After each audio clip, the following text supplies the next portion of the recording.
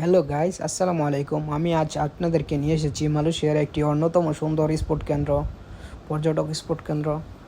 আপনারা জায়গাটি দেখে অবশ্যই অনেকে চিনতে পারতেছেন। এটা আপনার ফ্রান্স ভিলেজ নামে পরিচিত। মালয়েশিয়ার বুকে যেন একটু টু ফ্রান্স।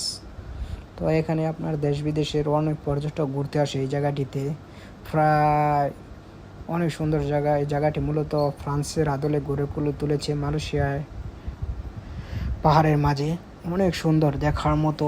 আমি আপনাদেরকে হেঁটে হেঁটে দেখানোর চেষ্টা করতেছি আসলে জায়গাটা কত সুন্দর, আপনাদেরকে দেখানোর চেষ্টা করতেছি।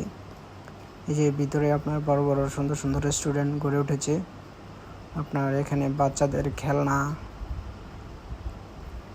সহ বিভিন্ন ধরনের জিনিস আপনার দেখা যায়। দেশ বিদেশের অনেক পর্যটক আসে এখানে মূলত এই ফ্রান্সের আদলে এই জায়গাটি দেখার জন্য। অনেক দেখার মতো একটি জায়গা। তো আমি উপরে উঠে ভিউটা কীরকম দেখা যায় আমি আপনাদেরকে দেখাবো। তো যাইতেছি, আর এই যে চোখে পড়তেছে বাচ্চাদের অনেক রাইড দেখা যাইতেছে, অনেক সুন্দর। তো আমি উপরে উঠে আপনাদের দেখাবো উপরের ভিউটা আসলে কীরকম হয় এখানকার। তো আপনারা দেখবেন।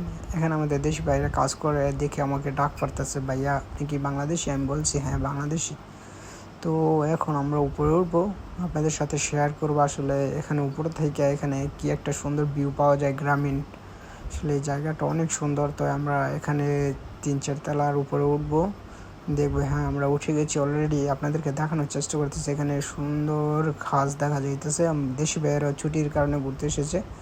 এই তো আমি আসলে মেন জায়গাটিতে উঠে গেছি। আপনাদেরকে দেখানোর চেষ্টা করতেছি যে কত একটা সুন্দর জায়গা, আপনাদেরকে দেখানোর চেষ্টা করতেছি। এই যে এখানে মূলত পর্যটকরা উঠে ছবি তোলে। এই যে দেখেন আপনার পাহাড়ের মাঝে যেন এক নীলর মেঘ জমে আছে। এখানে আপনি সাজেক, বান্দরবন সব ভিউ পাবেন আপনারা আসলে আসলে।